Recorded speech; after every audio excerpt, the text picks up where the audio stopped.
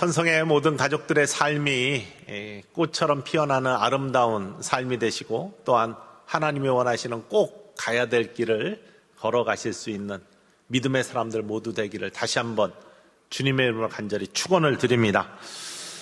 들려오는 소식들이 만만치 않고 또 너무나 힘든 세상의 이야기들이 많습니다. 전쟁의 소식들, 풀어지지 않는 갈등의 소식들, 이러한 삶의 소식들이 많은 세상 속에서 마음을 훈훈하게 하고 또 감동을 주는 그러한 이야기들도 종종 있습니다. 그런 것들이 우리의 삶에 소망을 주고 또 아름다운 믿음의 눈을 들 수 있도록 하는데, 요즘 들은 이야기 중에 배우 신영균 씨 이야기가 그렇습니다. 정말로 아름다운 흔적을 남기는 삶을 살고 계시는, 아직 이제 100세가 거의 다 돼 가시는데, 그러한 삶 속에서 정말 아름다운 이야기들로 삶을 채워나가시는 분이 계십니다. 바로 신영균 배우인데요. 영화계에서 그동안 삶을 사셨는데, 영화계 발전을 위해서 그의 재산 500억을 기부를 하셨다고 합니다. 뿐만 아니라 모교인 서울대에 100억에 상당하는 대지를 기부하셨고, 또 갖고 있던 한 4,000여 평의 그런 땅을 이승만 대통령 기념관을 세워달라고 사회에 기증하시기도 했습니다. 뭔가를 이렇게 기부하고 했다는 것 그 자체만도 굉장히 놀라운 소식인데, 이분의 삶을 돌아보면은 더 복된 모습들이 담겨 있습니다. 60년대, 70년대를 주름잡았던 영화 배우입니다. 수많은 영화를 찍었고, 그 중에 젊은 사람들은 잘 모릅니다. 근데 연세 있으신 분들은, 어르신들은 다 아는 신영균 배우이죠. 연산군, 장녹수, 미워도 다시 한번, 이러한 이거 말고도 수많은 영화들을 히트시켰고 한 시대의 얼굴로 자리했던 그러한 인물입니다. 근데 이분은 신실한 믿음의 사람이었습니다. 기독교 신앙을 갖고 있는 믿음의 사람으로서 연예계에 있으면서도 술, 담배, 도박, 그리고 연예계의 여러 유혹들을 믿음으로 이겨갔던 신실한 분이셨습니다. 그는 배우로서, 영화인으로서 많은 사람들의 사랑을 받았고, 그래서 부를 축적했습니다. 그런데 이 모든 것들이 내가 받은 사랑의 빚진 자다라는 그런 고백과 함께 그 빚을 갚는 모습, 영화계의 빚진 자로서의 영화계, 또 자기가 사랑을 사람들로부터 받았다는 것들에 대한 그러한 빚진 자의 고백으로서 그 빚을 갚아나가는 모습들, 이게 훈훈한 감동이 되고 마음의 여운을 남기는, 각박한 세상 속에서 믿음의 사람으로 신실함을 지켰을 뿐만 아니라 사랑의 빚진 자의 모습들이 어떠한 모습으로 마지막에 흔적을 남기는가에 대한 아름다운 예를 보여주고 있다는 사실입니다. 이분은 내 관 속에는 성경책 한 권만 넣어달라, 이런 말도 하셨습니다. 그의 고백들은 나의 나된 것이, 내 능력, 내 외모 이런 것이 아니라 바로 하나님의 은혜다라는 그런 고백 속에서 이루어지는 삶이 아닐 수 없습니다. 그리고 받은 사랑, 그 사랑이 얼마나 큰지, 그리고 나의 삶에 받은 사랑, 이 사랑을 빛으로 남기지 아니하고 빛을 갚는 삶을 사는 복된 모습들을 보여주고 있습니다. 그저 한 배우로서의 성공한 사람의 말들이 아니라 진리를 깨달은 자로서의 그런 말과 삶들을 살아내고 있는 모습들, 그것이 마음의 감동이 되고 마음의 여운을 남기고 있다는 사실이죠. 우리 모두는 모두 빚진 자들입니다. 십자가의 은혜의 빚진 자들입니다. 하나님의 사랑의 빚진 자들입니다.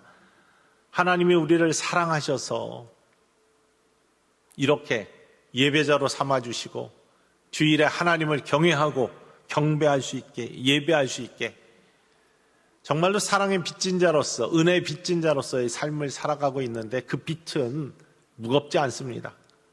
빚에 억눌린 세상의 빚이 아니라 하나님의 사랑의 빛은 우리를 빛나게 만드시는 빛의 자녀로 만들어주시고 그 빛의 가운데 거하게 하십니다. 십자가의 사랑, 우리가 스스로 구원받을 수 없는, 구원할 수 없는, 구원의 능력이 없는 연약한 존재로서 이 땅의 멸망밖에, 죄의 값이 사망이기 때문에 사망으로밖에 우리의 삶을 이루어갈 수 없는데 하나님이 우리를 사랑하셔서 우리의 죄를 대신 짊어지게 독생자 외아들을 예수님을 허락하시고 대속 제물로 우리에게 주심으로 말미암아 우리는 그 사랑의 빚진 자로서의 사망에서 생명으로 옮긴 축복의 사람들로, 생명의 사람들로, 구원의 사람들로, 천국의 백성으로 우리가 이렇게 자리하고 있는 줄 믿으시기를 주님의 이름으로 간절히 축원을 드립니다. 하나님 대가 없이 우리에게 독생자 외아들 십자가를 선물로 주셨습니다. 얼마나 귀한 사랑입니까? 하나님 사랑과 가장 닮은 사랑을 부모님 사랑이라고 하죠. 어머니 사랑이라고 하죠. 우리를 낳아주시고 특별히 홀로 스스로 생존할 수 없는 인간입니다. 이 땅에 나와가지고 누군가 도움 없이 생명을 연장할 수 없는 우리들입니다. 누군가 돌봄이 필요하고 사랑이 필요한 것들이 우리들의 삶입니다. 부모님 혹은 우리를 돌봐준 누군가에 의해서 우리는 그 생명이 연장되고 자라날 수 있습니다. 부모님의 사랑, 그런데 그 부모님의 사랑이 대가를 바라는 사랑이 아니죠. 여러분들은 자녀를 낳아서 기르신 분들이 대다수인데 자녀를 낳아 기를 때 요 아이를 키워가지고 내가 한 이상으로 이 아이한테 쪽쪽 빨아먹고 다 뜯어먹어야 되겠다, 이런 마음으로 내가 한 이상, 내가 사랑 준 이상으로 내가 사랑받아야지 하면서 아이를 돌보고 키운 사람은 없을 것입니다.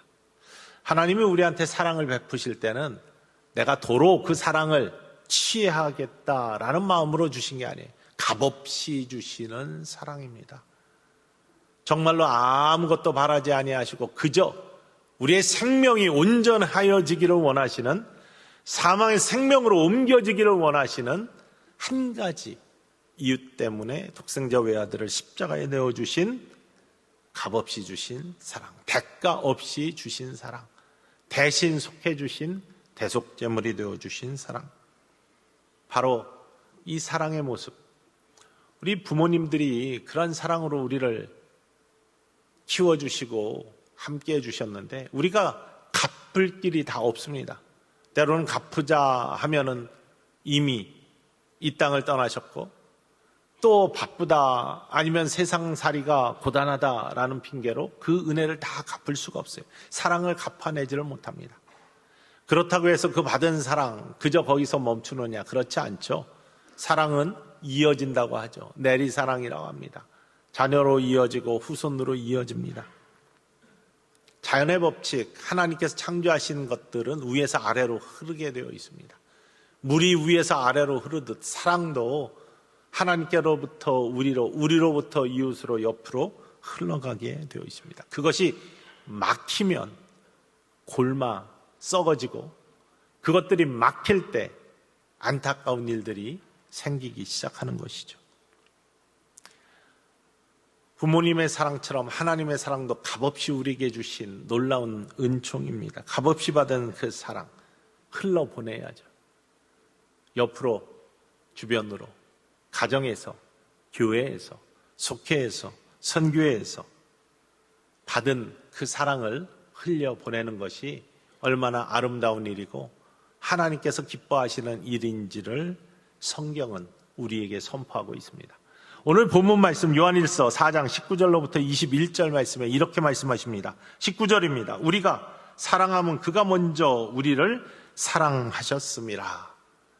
우리가 서로 사랑하는 것, 우리가 사랑 가운데 거하는 것, 우리가 하나님의 사랑의 빚진 자로서 그 사랑을 나누는 것은 하나님이 먼저 우리를 사랑해 주신 그 사랑을 깨달았기 때문에, 그 사랑을 느꼈기 때문에, 그 사랑을 고백하기 때문에, 그 사랑을 믿기 때문에 우리는 사랑 가운데 거하고 사랑하면서 삶을 살아간다는 것이죠.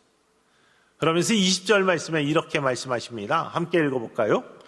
누구든지 하나님을 사랑하노라 하고 그 형제를 미워하면 이는 거짓말하는 자니 보는 바 그 형제를 사랑하지 아니하는 자는 보지 못하는 바 하나님을 사랑할 수 없느니라. 아멘. 하나님을 사랑한다고 하면서 형제를 미워하면 그거는 거짓말하는 것이다. 보는 형제를 사랑하지 못하는데 어떻게 보이지 아니하는 하나님을 사랑할 수 있겠느냐? 정말 하나님을 사랑한다면, 하나님의 사랑을 받았고 그것들을 느끼고 깨닫고 고백하는 믿음의 사람이라면 그 사랑을 흘려보내 주변을 사랑할 수 있는, 형제를 사랑할 수 있는, 가장 먼저 가정 속에서 남편을 사랑하고 아내를 사랑하고 자녀를 진정 사랑하고 뿐만 아니라 혈육의 사랑을 넘어서 그리스도 예수의 이름으로 믿음의 형제 자매를 서로 사랑하는, 속회의 식구들을 사랑하고 선교의 식구들을 사랑하고 성도된 교제의 아름다움을 이루어 나가는 모습들, 이것이 진짜 하나님을 사랑하는 모습이다. 그러면서 21절에 우리가 이 계명을 주께 받았나니 하나님을 사랑하는 자는 또한 그 형제를 사랑할지니라 라고 선언합니다. 정말 하나님을 사랑한다면 우리는 그 형제를 사랑하는 사람이 될 수밖에 없습니다. 왜냐하면 사랑은 흘러가는 것이기 때문에. 하나님께로부터 받은 사랑 그냥 고여있지 아니하고 흘러 넘쳐서 우리의 주변에 있는 나의 형제 자매들을 사랑하며 사는 것이 우리들의 모습이다. 정말로 사랑의 모습들을 생각하면 얼마나 마음이 감동스럽고 벅차오르는지 알 수 없습니다. 저는 목회를 하면서 정말 많은 성도님들의 사랑을 받으면서 목회를 했습니다. 첫 번째 목회지를 늘 기억합니다.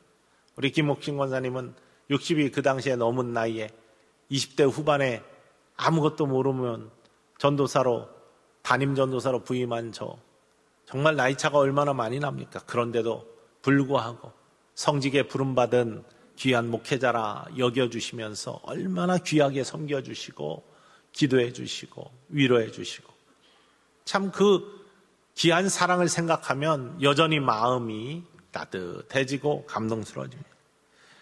목회자는 세상을 앞서가야 된다고 하면서 모든 것들을 후원해 주시고 기도해 주신 우리 장성희 권사님이라는 분도 계십니다. 이런 분들을 생각할 때마다 참 더 열심히 기도해야지, 더 열심히 섬겨야지, 받은 사랑 다 갚지 못하는데 이를 어떡할까라는 마음들이 마음속에서 새록새록 만들어져 나가고 더 커져 나갑니다.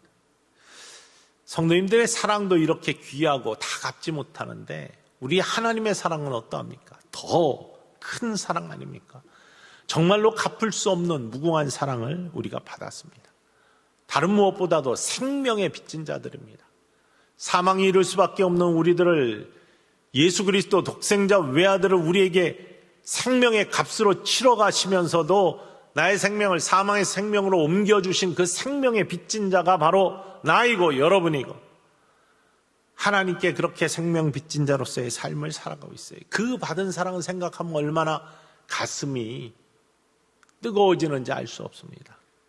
십자가의 사랑에 빚졌고 특별히 복음에 빚진 자로서의 우리를 부르신 하나님의 은혜, 정말 큰 사랑, 이 세상의 어떤 것과도 비교할 수 없는 그 사랑을 받은 우리들인데, 이 사랑의 빚 그냥 품고만 가면 될까?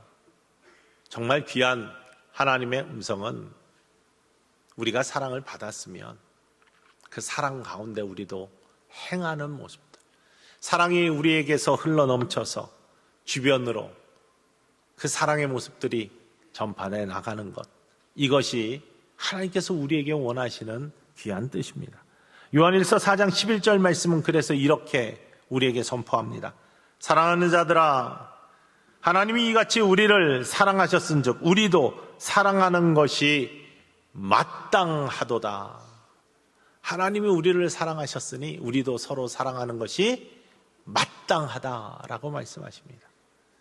그것이 자연스러운 하나님의 창조의 모습이고 우리들을 향한 하나님의 사랑의 모습입니다.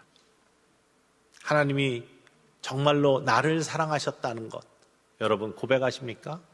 고백하시며 아멘 하신다면 우리도 서로 사랑하는 삶을 사시기를 주님의 이름으로 간절히 축원을 드립니다. 십자가 앞에서 져주는 삶을 살고요.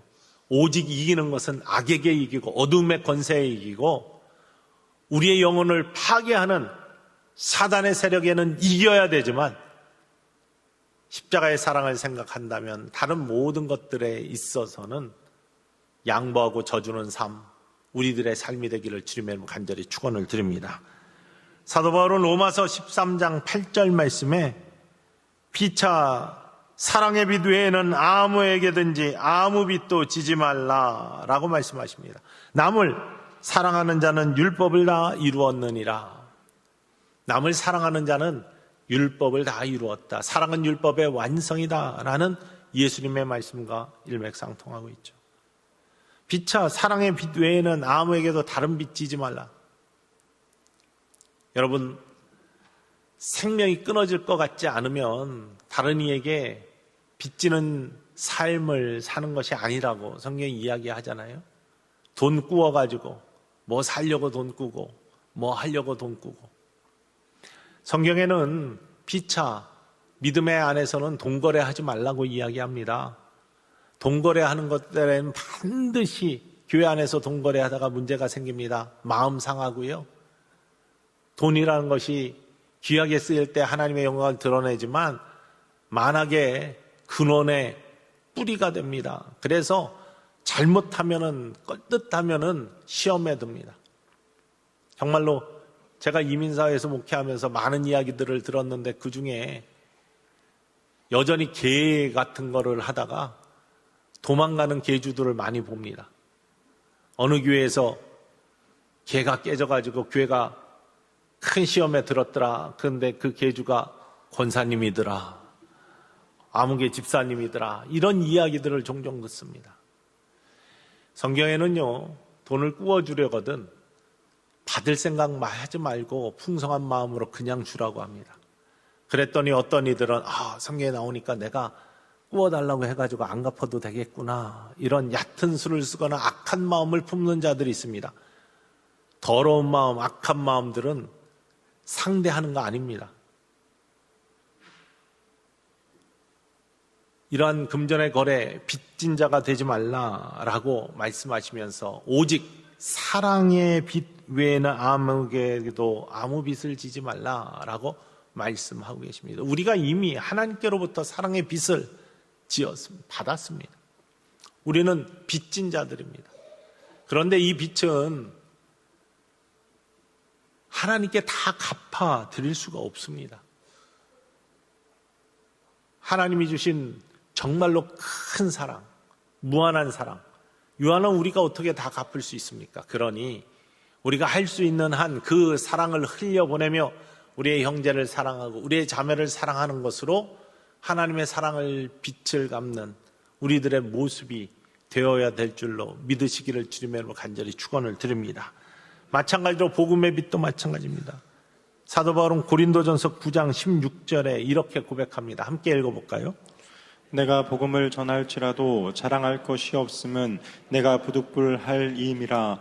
만일 복음을 전하지 아니하면 내게 화가 있을 것이로다. 내가 복음을 전하는 것이 자랑할 일이 아니야. 이거는 부득불 내가 할 일이다.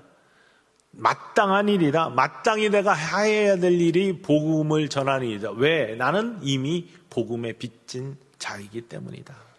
그리스도 예수의 십자가와 부활의 놀라운 능력, 복음의 능력이 사도 바울의 인생을 변화시켜 주었습니다. 사망의 생명으로 건져 주었고 뿐만 아니라 그의 인생을 어둠에 거하던 인생에서 빛의 자녀로 바꾸어 주었습니다.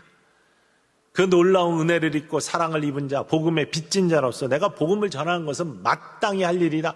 여러분, 우리가 예수 그리스도로 말미암아 구원받은 사람이라는 것을, 그래서 이 자리에 예배드리는 예배자로서 하나님이 불러주셨다는 것을 믿는 사람이라면 복음을 전하는 것은요, 마땅히 할 일이라고 성경이 고백하고 있습니다. 여러분, 복음을 전하는 것은 선택이 아닙니다. 마땅히 우리가 해야 될 일. 왜? 우리는 복음에 빚진 자들이기 때문에. 여러분, 꼭 내가 받은 복음의 놀라운 은혜를 전할 수 있는 믿음의 사람들 되기를 주님으로 간절히 축원을 드립니다. 그렇지 아니하면 내게 화가 있을 것이다 라고까지 이야기합니다. 그만큼 복음의 빛을 갚는 심경으로 복음을 전하는 자, 이것이 우리의 마땅히 할 일이다. 이 놀라운 하나님의 은혜, 사랑, 복음의 빛을 어떻게 갚아야 될까? 하나님은 우리에게 갚으라 하지는 않으십니다. 거저 주셨기 때문에. 하지만 그렇게 은혜를 받고 가만히 있으면 그거는 올바른 하나님의 놀라운 은혜 장중 안에 거하는 축복의 사람의 모습이 아니죠. 빚진 자로서 빚을 갚아야 되는데 다 갚을 수 없으니 이를 어떻게 할까?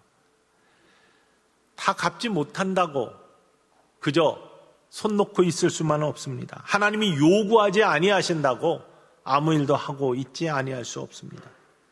우리가 사랑을 받았다고, 은혜를 입었다고, 복음의 빚진 자라고 고백한다면, 그것을 믿는 믿음 가운데 있는 사람들이라면 그 받은 사랑 흘려보내야 됩니다. 통로가 되어야 됩니다. 세상의 사랑을 전하는 놀라운 은혜의 사람으로 쓰임받기를 주님으로 간절히 축원을 드립니다. 복음의 빚진 자는 복음을 전하는 사람이라고 했습니다. 생명을 살려주셨기 때문에 생명을 살리는 자로 쓰임받기를 원한다는 것이 우리들의 고백이 되어야 됩니다. 특별히 우리가 3, 4, 5월 동안에 한 영혼을 살리는 속회를 통해서 한 영혼을 구원하고자 하는 그러한 영혼 구원 운동을 하고 있습니다. 중풍병자, 침상에 누워있는 아무것도 할 수 없는 친구를 위해 4사람의 친구가 침상을 들고 예수님께 향했던 모습들, 예수님을 만나면 놀라운 기적의 역사가 일어날 수 있다는 믿음으로 그 친구를 들고 예수님께 향했던 그 친구들의 모습, 영혼을 살리기 위한, 생명을 살리기 위한, 회복시키기 위한 가장 귀한 사랑의 모습입니다. 사랑의 빚진 자로, 복음의 빚진 자로 우리도 한 영혼을 살리기 위해, 회복시키기 위해 함께 합심하여 침상을 예수님께 옮길 수 있는 아름다운 속회들 될 수 있기를 주님으로 간절히 축원을 드립니다. 그것이 사랑을 흘려보내는 빚진 자로서의 아름다운 모습이라는 것을 기억하시기를 주님으로 간절히 축원을 드립니다. 사랑의 섬김의 모습, 이것이 바로 사랑의 빚진 자가 사랑을 흘려보내는 아름다운 모습입니다. 월화수목금 일하고 토요일날, 월화수목금 일하고 토요일날 아침, 주일날은 예배 드리러 교회에 오시니까, 또 하루 종일 주님을 섬기니까 토요일만이라도 좀 쉬어봐야 되겠다. 온가족 토온새, 토요일 온가족 새벽기도, 또 끝나고 한 달에 한 번씩은 또 청포도라나 뭐나나 옆에 가가지고 또 이웃을 청소한다고 하고 좀 한 번 쉬면은 좋겠다. 이런 마음보다 내가 하나님의 사랑을 정말로 값없이 받았는데 그 사랑을 어떻게 갚을까? 갚을 길이 없지만 그 사랑 흘려보내야 되니 이 새벽의 자리, 특별히 이웃을 섬기는 자리 꼭 결심하고 나가야지.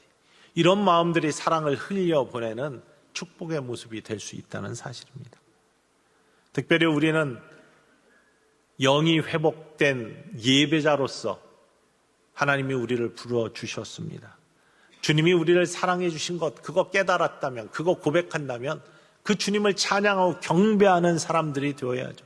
예배 자리를 사모하며 예배하는 사람들이 되어야 됩니다. 그래서 오늘도 여러분이 이 자리에 있는 줄 믿습니다. 우리 주님이 나를 사랑하신 것, 그거 다 갚을 수 없지만 우리 주님 사랑합니다 라고 고백하며 예배하는 자의 모습, 우리가 오늘 예배 시간에 찬양한 것처럼 내 구주 예수를 더욱 사랑 엎드려 비는 말 들으소서.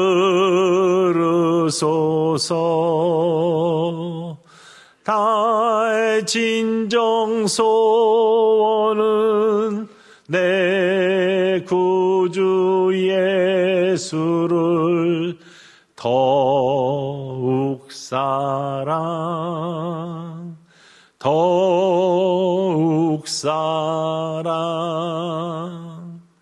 우리 주님을 더욱 사랑하기 위해 예배를 더욱 사모하고 주님 만나기 원하는 기도의 자리를 사모하는 모습, 이게 주님께 받은 사랑의 빚진 자로서 그 사랑을 흘려보내는 복된 모습이 될 수 있음을 이 아침에 기억하시길 주님의 이름으로 간절히 축원을 드립니다. 예수님 사랑 닮아가는 것, 그 복된 모습들. 어떻게 주님의 빛을 갚을까? 물론 모두가 다 성직자가 될 수 없습니다. 모두가 다 선교사가 될 수 없습니다. 모두가 다 어떠한 일을 포기하고 전부 다 자신을 드리는 삶을 살 수 없습니다. 그러나 선교적 삶은 살 수 있습니다. 받은 은혜, 받은 사랑, 받은 복음의 빛을 깨닫고 고백하는 믿음의 사람이라면 주님이 원하시는 사랑의 삶을 살아내는 선교적 삶은 살 수 있습니다. 저는 어렸을 때부터 저희 어머니가, 우리가 2남 1녀인데 이제 막내 딸한테는 별 이야기를 안 하는데 목사 사모가 됐지만 우리 첫째하고 둘째, 제가 첫째입니다. 장남은 목사로 들여졌으니까 목회를 잘하는 목사가 되었으면 좋겠고, 둘째는 목회자의 삶이 어려우니까 돈을 많이 벌어가지고 형을 서포트하는 그런 사람이 되었으면 좋겠다. 항상 그렇게 말씀하셨어요. 근데 지금 생각하면 참 어이없는 말인데, 같은 교회를 섬겨야 이 형을 서포트하거나 말거나 하죠. 11조는 본재단에 하는 것이고 그게 성경적 원리고요. 성찬받는 재단에 11조 하는 거죠. 뿐만 아니라 섬기는 것은 본인이 섬기는 교회 담임 목사 섬기고 그렇게 하는 거지, 뭐 형을 섬기고 그러는 게 어디 있습니까? 그런데 중요한 거는 어머니의 마음이 그렇다는 거예요. 본인들의 목회가 처음에 옛 시절에 어려웠으니 그런 목회자를 다 서포트하는 동생 하나 있었으면 좋겠다, 그런 마음이죠. 제 동생 그래서 그런 오리엔테이션이 됐기 때문에 저는 목회자의 길을 잘 갔고, 제 동생은 사업을 했었습니다. 회사를 다니다 회사를 차려서 사업을 하고, 물론 그 와중에 여러 가지 일이 있었지만 나중에 하나님의 부르심을 받고 본인도 목회의 길을 가겠다, 특별히 선교사를 하겠다라고 하나님 앞에 결심을 하고 신학교에 가고 목사가 되고 선교사로 나바우 인디안 선교사로 파송이 되어서 지금 3, 4년째 나바우 인디안들하고 함께 삶을 살고 있습니다. 중간에 하나님의 부르심은 어떤 영성 집회에 참여했다가 영성 수련회에서 은혜를 받고 정말 생명을 살려주신, 구원해 주신 하나님의 사랑의 빚진 자로서의 그 깨달음 속에서 나도 이 사랑을 어떻게 세상에 흘려보낼까 하다가 복음이 필요한 곳에 복음을 전하는 마땅히 해야 될 바에 일을 하자라고 나바우 인디안을 찾아갔습니다. 함께 그들과 거하면서 지금까지 삶을 살고 있는데, 지난 가을쯤 한번 통화를 하는데, 형님 이제 더 이상 이거 못하겠습니다 그래요. 지금까지 잘 해왔는데 왜 못할까 했더니 허리가 다 작살이 나서 이제는 더 이상 할 수가 없습니다. 그동안 뭐 여러 가지 사역이 있지만 그 중에서 겨울이 다가오면은 땔감 사역들을 해야 되는데, 나무들을 베어다가 말려가지고 장작을 패가지고 인디안들한테 공급을 해준답니다. 인디안들은 왜 못하느냐? 게을러서 못합니다. 추운 겨울을 나는데요, 술로 납니다. 몸을 따뜻하게 하기 위해서 계속 술을 마시니까 알코올 중독자들이 많습니다. 마약을 하거나. 그래서 죽어나가는 사람들이 꽤 됩니다. 그러니 그렇게 되지 않게 하기 위해서 처음부터 장착을 20여 년 팼는데 이제는 더 이상 못 팔겠습니다. 허리가 다 나가서 이제 나도 환갑이 다가오는데 이거 못할 것 같습니다. 이렇게 얘기하던데 지난 겨울에도 그래도 감당해야 될 일이기 때문에 그래도 했습니다. 얼마 전에 통화를 했는데 그렇게 이야기를 하더라고요. 무엇 때문에 그 일을 감당합니까? 여러분 허리 아프면 그 일을 하겠습니까? 그렇지만 하나님이 생명을 살려주시고 예수 그리스도의 십자가의 사랑 가운데 자신을 불러주신 그 구원받은 은혜, 그 사랑의 빚진 자로서 내 몸이 힘들지만 그래도 내가 감내할 것은 감내합니다. 사랑을 흘려보내기를 원합니다.